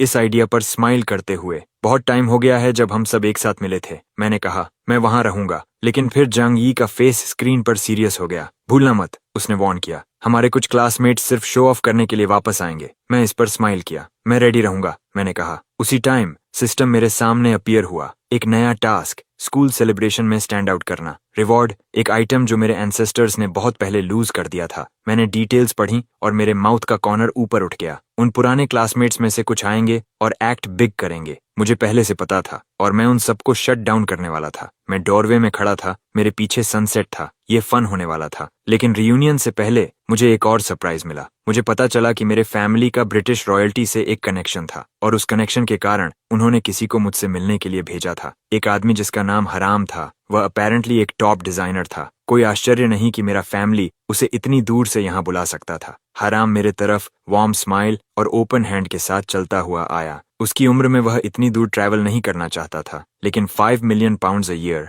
और एक प्राइवेट प्लेन ने उसका माइंड बदल दिया। उसे बस हर साल कुछ स्टूडेंट्स को ट्रेन करना था और अगर वह अपनी सिटीजनशिप चेंज कर सके तो वह फुल टाइम मेरा पर्सनल डिजाइनर बनने के लिए भी रेडी था। हम दोनों लिविंग रूम में आमने सामने बैठे। हमारे बीच का स्पेस बहुत बड़ा था। लॉन्ग टाइम नो सी, उसने कहा। लास्ट टाइम जब मैंने तुम्हें देखा था, तुम अभी भी एक बेबी थे। उस एक सेंटेंस ने मुझे बहुत कुछ बता दिया। वह मेरे फैमिली को सालों से जानता था। मिस्टर हराम, मैंने कहा, आपने मेरे पेरेंट्स के लिए भी क्लोथ्स डिजाइन किए थे, है ना? उसने जल्दी से नॉड किया और स्माइल किया। वह बहुत समय पहले की बात है। तुम्हारे फादर चाहते थे कि तुम एक नॉर्मल लाइफ जियो, उसने कहा। उसकी स्माइल जेंटल थी, इसलिए उन्होंने कई सालों तक सब कुछ हिडन रखा। हराम ने एक हाथ से जेस्चर करते हुए आगे कहा, लेकिन अब उन्होंने तुम्हें सब कुछ दे दिया है जो उनके पास है। मैंने ये क्वाइटली लिया, इसलिए मुझे यहाँ आने और अपना रिस्पेक्ट देने के लिए इनवाइट किया गया। हराम ने पोलाइट नॉड के साथ कहा, इतना फॉर्मल होने की जरूरत नहीं है। मैंने उससे कहा, अगर हम हिस्ट्री देखें तो आप प्रैक्टिकली फैमिली हैं। लेकिन फिर उसके अगले वर्ड्स ने मुझे सरप्राइज कर दिया। क्वीन आपको इनवाइट करना चाहती हैं, उसने कहा,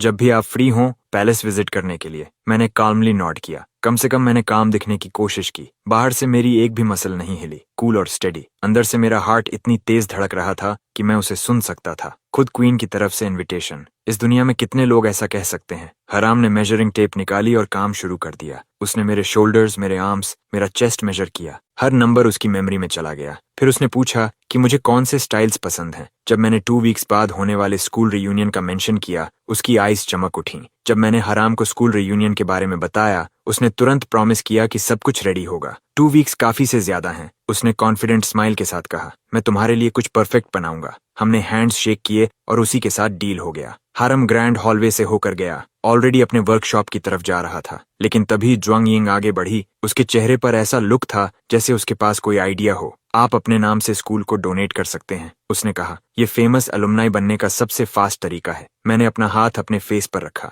मैंने खुद ये क्यों नहीं सोचा? वह सही थी। स्कूल्स अपने अलुमनाई से बस 2 चीजें चाहते हैं, उनके पास कितना इन्फ्लुएंस है और वह क्या बेनिफिट्स ला सकते हैं। मैं उसकी तरफ मुड़ा। अभी मेरे पास कितना कैश अवेलेबल है? मैंने पूछा। मैं आपके टोटल वेल्थ का सिर्फ एक छोटा पार्ट मैनेज करती हूँ, उसने कहा। लेकिन आपके यहाँ और अब्रॉड के हर बैंक अकाउंट में आपका अवेलेबल कैश लगभग $500 बिलियन है। मेरा मुंह खुला रह गया। मुझे लगा मैंने गलत सुना। मैंने उसे फिर से कहने को कहा। उसने हर वर्ड दोहराया। नंबर नहीं बदला। धीरे धीरे मेरा ब्रेन फिर से काम करने लगा। मैं काउच पर वापस गिर गया। दुनिया का सबसे रिच पर्सन शायद कुल मिलाकर 100 बिलियन के आसपास होगा, और वह भी उनके फिक्स्ड एसेट्स हैं। ज्वांग यिंग ने ऐड किया, उनका स्पेंडिंग मनी नहीं, सिर्फ मेरा कैश ही उनकी पूरी फॉर्च्यून से 4 गुना ज्यादा था। फिर मैंने कुछ नोटिस किया। उसने कहा था कि वह मेरे वेल्थ का सिर्फ एक पार्ट मैनेज करती है। बाकी का क्या? मैंने पूछा। आपके फैमिली का वेल्थ 7 पार्ट्स में डिवाइड है, उसने कहा। 7 पावरफुल ऑर्गेनाइजेशंस इसे आपके बिहाफ पर मैनेज करते हैं और हमारा फैमिली सबसे छोटा हिस्सा संभालता है। मैं ठीक से सोच भी नहीं पा रहा था। मैं खड़ा हुआ और सीधा बैल्कनी की तरफ चला गया। मुझे फ्रेश एयर चाहिए थी। मैंने आसमान की तरफ देखा और हंसी रोकने के लिए अपने लिप्स दबा ली। अब मुझे समझ आया कि मेरे पेरेंट्स ने मुझे इतने समय तक एक ऑर्डिनरी पर्सन की तरह क्यों जीने दिया। वे चाहते थे कि मुझे सब कुछ देने से पहले मुझे शेप करें। मैं एक काम स्माइल के साथ वापस अंदर आया। मेरी डेस्क पर मेरे पुराने हाई स्कूल का इनविटेशन लेटर रखा था। मैंने उसे एक पल तक देखा। स्कूल एनिवर्सरी जल्द आने वाली थी। मैंने अपना फोन उठाया और सीधे प्रिंसिपल के ऑफिस में कॉल किया। सेकंड हाई में प्रिंसिपल जू मिन अपने डेस्क के पीछे सिर झुकाकर बैठे थे। उनका ऑफिस बड़ा था लेकिन क्वाइट। ट्रॉफियों से भरी शेल्व्स एक बुरा मजाक लग रही थीं। वह इस साल के एग्जाम रिजल्ट्स को घूर रहा था। वही कहानी जैसे हमेशा। उसने पेपर्स पर अपनी मुट्ठी दबा दी। हमेशा सेकंड प्लेस, कभी फर्स्ट नहीं। उसने अपना फॉरहेड रगड़ा। फर्स्ट हाई स्कूल हमेशा उनसे एक कदम आगे रहता था, और हाल ही में चीजें और भी खराब हो गई थीं। थर्ड हाई को अभी एक फेमस अलुमनाई मिला था जिसने उनके स्कूल को 10 मिलियन डोनेट किए थे। वह पैसा उन्हें तेजी से ग्रो करने में मदद कर रहा था। जू मिन का स्कूल पीछे छूट रहा था। सेकंड प्लेस अब फर्स्ट बनने वाला था। ये सोचकर उसका पेट मचल गया। तभी उसके डेस्क पर फोन बजने लगा। उसने उसे उठाया। मैंने उसे बताया कि मैं अपकमिंग स्कूल एनिवर्सरी के बारे में कॉल कर रहा हूँ। जू मिन ने धीरे से साई लिया। उसने आज पहले ही ऐसे दर्जनों कॉल्स ले लिए थे। क्या स्कूल स्टूडेंट्स से डोनेशंस एक्सेप्ट करता है? मैंने पूछा। स्टूडेंट डोनेशंस, मैंने दोहराया, ये सुनिश्चित करते हुए कि वह समझे। कुछ सवालों के बाद जू मिन ने समझ लिया कि कॉलर 2016 में ग्रेजुएट हुआ था और अभी भी कॉलेज में था। 3rd year student. उसने ज्यादा उम्मीद नहीं की। वह पोलाइटली मुस्कुराया। एक यंग मैन जिसके पास कोई खास मनी नहीं है, उसने सोचा। जितना अफोर्ड कर सको उतना दे दो, उसने वार्मली कहा। मुझे नंबर बताइए। मैं अंदर ही अंदर मुस्कुराया। अमाउंट के बारे में? मैंने कहा। प्रिंसिपल हंस पड़ा। किसी भी तरह का डोनेशन वेलकम है, उसने खुशी से कहा। तो मुझे 10 बिल्डिंग्स से शुरू करने दीजिए, मैंने कहा। जू मिन बीच सांस में रुक गया। उसके हाथ फोन पर कस गए। वह अपने पैरों पर उछलकर खड़ा हो गया। क्या उसने सही सुना? फिर वह वापस बैठ गया और अपनी आंखें बंद कर लीं। उसने सोचा, मैं मजाक कर रहा हूँ। मैं 100 मिलियन देने की प्लान कर रहा हूँ, मैंने कहा। नए क्लासरूम्स, नए लैब्स और पूरे स्कूल के लिए बेहतर इक्विपमेंट। मैंने अपनी आवाज काम रखी। क्या यह सब सच है? जूमिन ने पूछा। अब उसकी आवाज सावधान थी। एक बड़ी कंपनी का हेड भी उस नंबर पर 2 बार सोचेगा। एक ही बार में 100 मिलियन देना ऐसी चीज नहीं थी जो दुनिया के ज्यादातर लोग कभी करते। बिल्कुल सच है, मैंने ग्राइंड के साथ कहा। क्या मैंने कभी आपसे झूठ बोला है? मैंने फोन अपने कान से दूर किया और मुस्कुराया। दूसरी तरफ जूमिन ने इसके बारे में सोचा। उसे ये स्टूडेंट अच्छी तरह याद था। ये लड़का स्कूल में हमेशा ट्रबल करता था, लेकिन एक बात पक्की थी, वह कभी झूठ नहीं बोलता था। फिर भी मैं महसूस कर सकता था कि वह पूरी तरह कन्विंस्ड नहीं था। ऐसा करते हैं, मैंने कहा। मैं अभी तुरंत स्कूल के अकाउंट में मनी भेज देता हूँ। मैंने कॉल काट दी और सिस्टम खोल दिया। ब्लू स्क्रीन मेरे सामने आ गई। 100 मिलियन मेरे हाई स्कूल के बैंक अकाउंट में ट्रांसफर करो, मैंने कहा। मुझे स्कूल का अकाउंट नंबर भी नहीं पता था, लेकिन सिस्टम के लिए यह कभी प्रॉब्लम नहीं था। मेरे डेस्क पर ग्लोइंग ऑर्ब धड़कने लगा। कोई प्रॉब्लम नहीं, उसने कहा। ज्यादा से ज्यादा 10 मिनट्स। मैंने सिर हिलाया। हमेशा की तरह फास्ट। 100 मिलियन पहले दुनिया का सारा पैसा लगता था, लेकिन हंड्रेड्स ऑफ बिलियंस के मुकाबले ये बस पानी की एक बूंद था। मेरे अकाउंट्स पर बैंक इंटरेस्ट ही हर साल उससे ज्यादा था। स्कूल में वापस जूमिन ने धीरे से फोन नीचे रखा। वह अपनी चेयर पर बैठा और खाली नजरों से देखने लगा। उसका दिमाग पूरी तरह ब्लैंक था। क्या लड़का सच कह रहा था या यह सब मजाक था? फिर 5 मिनट से भी कम समय बाद फोन फिर से बजा। ये फाइनेंस ऑफिस था। फाइनेंस डायरेक्टर की आवाज कांप रही थी जब वह बोल रहा था। 100 मिलियन अभी स्कूल अकाउंट में आ गया है, उसने कहा। जूमिन जम गया। उसने एक गहरी सांस ली। ये कहां से आया? उसने पूछा, अपनी आवाज स्टेडी रखते हुए। हमने बैंक से कंफर्म किया, डायरेक्टर ने जवाब दिया। ये एक प्राइवेट अकाउंट से आया है, लेकिन बैंक हमें नहीं बताएगा कि किसने भेजा। जूमिन ने फोन को और कसकर पकड़ा। उसकी सांसें तेज हो गईं। वह अपनी चेयर में आगे झुक गया। मुझे पता है किसने भेजा है, जूमिन ने फुसफुसाया। उसे अपने ही शब्दों पर विश्वास नहीं हो रहा था। पैसा सच में था। वह ठीक उसी समय आया जब लड़के ने कहा था। वह कौन है? फाइनेंस डायरेक्टर ने पूछा। जूमिन सीधा बैठ गया। अचानक उसकी आवाज गर्व से भर गई। हमारे अपने ग्रेजुएट्स में से एक, उसने कहा। अभी मेरे ऑफिस में आओ, उसने आदेश दिया। हमें हर एक पैसा कैसे इस्तेमाल करना है ये प्लान करना है। वह अपनी डेस्क पर झुक गया। उसकी आंखों में नई जान जल रही थी। इस बार हम फर्स्ट हाई को हराएंगे। जैसे ही मुझे पता चला कि पैसा पहुंच गया है, मैंने तुरंत जूमिन के ऑफिस में कॉल किया। दूसरी तरफ जूमिन ने फोन इतनी जोर से पकड़ा कि उसकी नकल सफेद हो गईं। उसकी आंखें उसके ग्लासेस के पीछे नम थीं। बूढ़ा आदमी आंसू रोकने की कोशिश कर रहा था। इस मनी के साथ स्कूल आखिरकार स्ट्रॉन्गर बन सकता है, उसने कहा। उसकी वॉइस टूट रही थी। ज्यादा एक्साइटेड होने से पहले चलिए बात करते हैं इसे कैसे स्पेंड करना है, मैंने कहा। मैं सोच रहा था कि हम हाफ यूज करें एक नया क्लासरूम बिल्डिंग और एक नया लैब बनाने के लिए, मैंने शुरू किया। लेकिन उसने मुझे पूरा करने से पहले ही रोक दिया। क्या तुम्हें पता भी है हमारा स्कूल कितना बड़ा है? उसने पूछा। हमारे पास सिर्फ 4 बिल्डिंग्स हैं। तुम एक साथ 10 नहीं बना सकते, जगह ही नहीं है। उसने हाथ हिलाया जैसे मैं देख सकता था। मैं हंसा। ठीक है, मैंने डिटेल्स के बारे में ज्यादा नहीं सोचा था। मैं आप पर ट्रस्ट करता हूँ, मैंने कहा। आप स्कूल को सबसे अच्छे से जानते हैं, आप डिसाइड करें। जूमिन ने अपनी आंखें पोंछीं। आंसू पहले ही गिर रहे थे। उसने अपनी वॉइस स्टेडी की। सबसे पहले मैं एक टीचिंग बिल्डिंग और एक लैब जोड़ूंगा, उसने कहा। फिर मैं सारे पुराने इक्विपमेंट अपग्रेड करूंगा,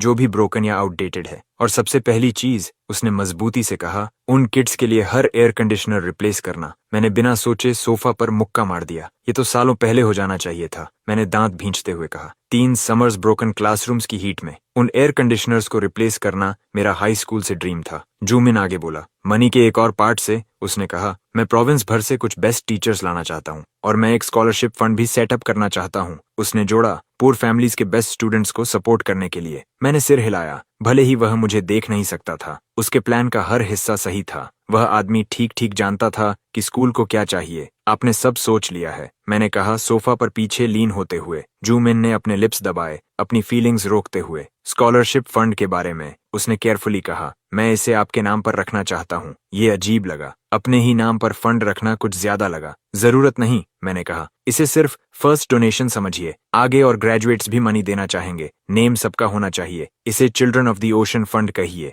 मैंने कहा। तो मैं आपकी चॉइस फॉलो करूंगा, जूमिन ने अग्री किया। हमारे स्कूल के हर टीचर और स्टूडेंट की तरफ से, उसने धीरे से कहा, थैंक यू। मैंने अपनी गर्दन के पीछे हाथ फेरा। मुझे कभी नहीं पता था ऐसे मोमेंट्स को कैसे हैंडल करना है। मैं उसी स्कूल में बड़ा हुआ हूँ, मैंने कहा। उसकी हेल्प करना वही है जो मुझे करना चाहिए, और मैं सच में ऐसा ही मानता था। वह जगह 3 साल तक मेरा घर थी। फिर जूमिन चुप हो गया। उसके दिमाग में कुछ आया था। एक कॉलेज स्टूडेंट के पास इतना मनी कैसे हो सकता है, उसने सोचा। यह मनी, उसने धीरे से कहा, तुमने इसे कहीं इलीगल तरीके से तो नहीं पाया? मुझे भी हाल ही में पता चला, मैंने रिलैक्स्ड रहते हुए कहा। मेरे पेरेंट्स अब्रॉड ट्रैवल पर गए, उन्होंने पूरा फैमिली बिजनेस मुझे दे दिया। जूमिन ने राहत की हंसी छोड़ी। मुझे नहीं पता था तुम्हारा फैमिली इतना पावरफुल है, उसने कहा। लेकिन इतना मनी एक साथ मूव करना, उसने जोड़ा। क्या इससे बिजनेस को नुकसान नहीं होगा? उसकी चिंता मत करें, मैंने उसे डिसमिस करते हुए कहा। मेरे फैमिली के लिए यह अमाउंट गिनने लायक भी नहीं है, और अगर 100 मिलियन इनफ नहीं है, मैंने जोड़ा, तो बस मुझे बता देना, मैं और भेज दूंगा। उसके बाद मैंने सब कुछ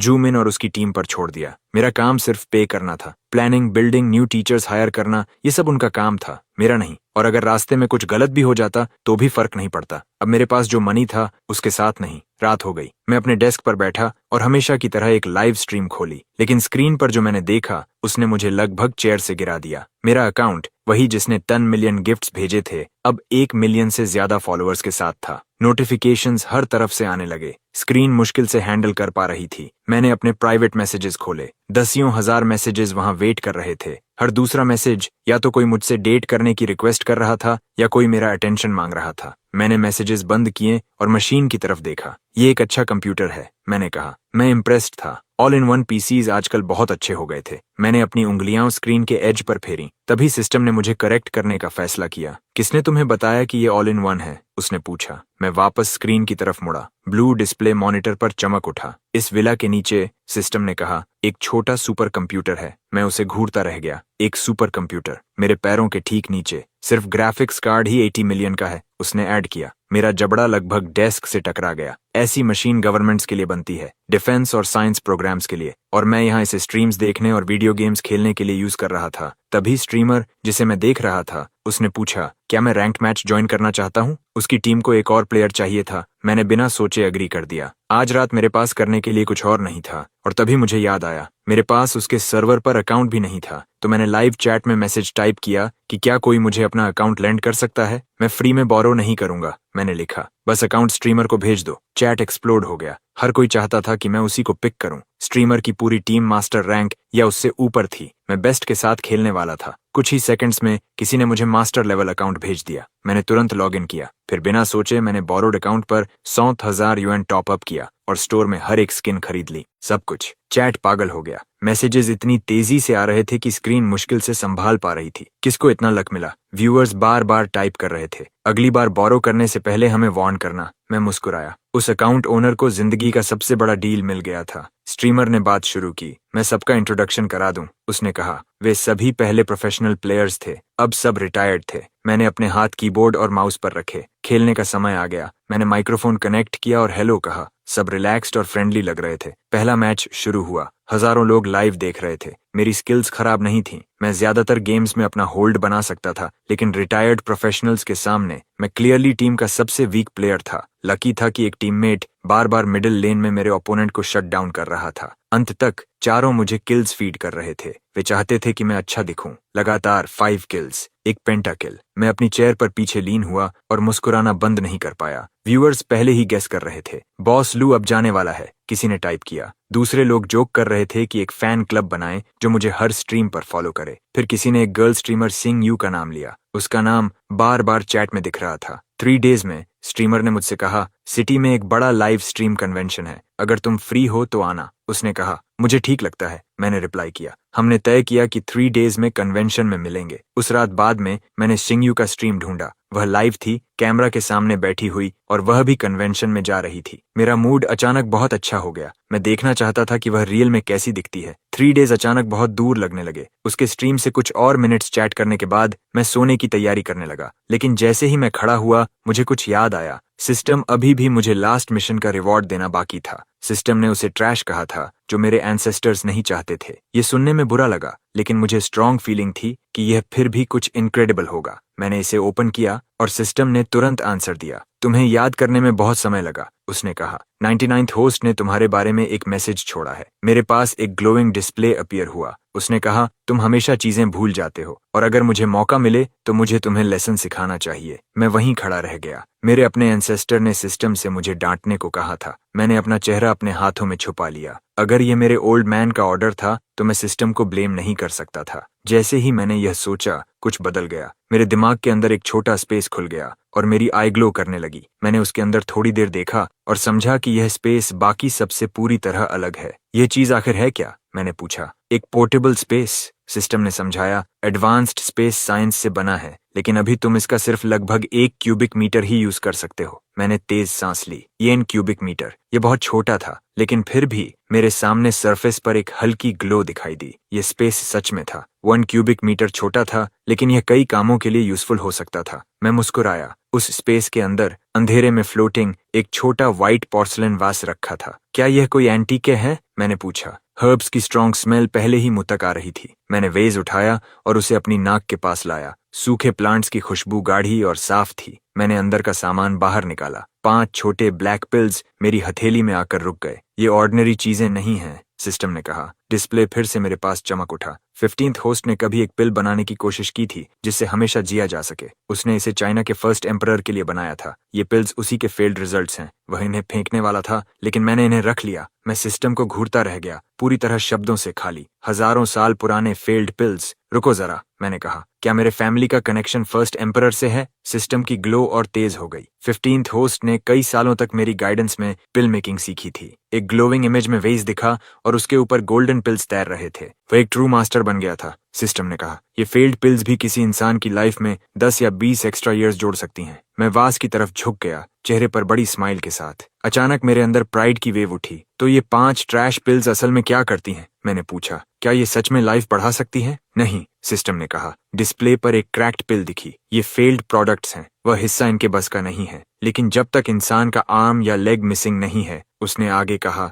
ये लगभग हर बीमारी क्योर कर सकती है, एड्स भी शामिल है। मेरा जबड़ा नीचे गिर गया। मैंने दोनों हाथों से अपना सिर पकड़ लिया। जो चीजें मैं हाल में जान रहा था वह बहुत ज्यादा थीं। मुझे याद ही नहीं रहा कितनी बार मैं स्पीचलेस रह गया था। अगर ये 5 पिल्स मेडिकल वर्ल्ड तक पहुंच जाए तो पूरी दुनिया हिल जाएगी। और ये सब सिर्फ वह ट्रैश था जो मेरे एंसेस्टर्स नहीं चाहते थे। क्या इससे ज्यादा वेस्टफुल कुछ हो सकता है? लेकिन फिर मैं मुस्कुराया। अपने एंसेस्टर्स के मुकाबले मैं बहुत सिंपल और केयरफुल लाइफ जी रहा था। जो चीजें उन्होंने फेंक दी उनमें भी इतनी पावर थी। अगला मिशन रिवॉर्ड कैसा होगा, मैं जानना चाहता था। अगला मिशन जल्दी आ ही नहीं सकता था। अगली सुबह हाईवे एक पार्किंग लॉट जैसा लग रहा था। मैं अपनी कार में आंखें बंद किए बैठा था। घर से निकलते ही ट्रैफिक में फंस गया था। मैंने लाइव स्ट्रीम कन्वेंशन की पॉपुलैरिटी को बहुत कम समझा था। देश के हर शहर से फैंस आए थे। सब एक ही डायरेक्शन में जा रहे थे। सब बस अपने फेवरेट स्ट्रीमर्स को फेस टू फेस देखना चाहते थे। मैंने आंखें कसकर बंद कर लीं। ट्रैफिक जल्दी ठीक नहीं होने वाला था, तो मैंने टीचर पीयू को कॉल किया और कहा कि वह मेरे बिना ही कन्वेंशन के अंदर चला जाए। नॉर्मली उसे थोड़ा वेट करवाना प्रॉब्लम नहीं होता। आज अलग था।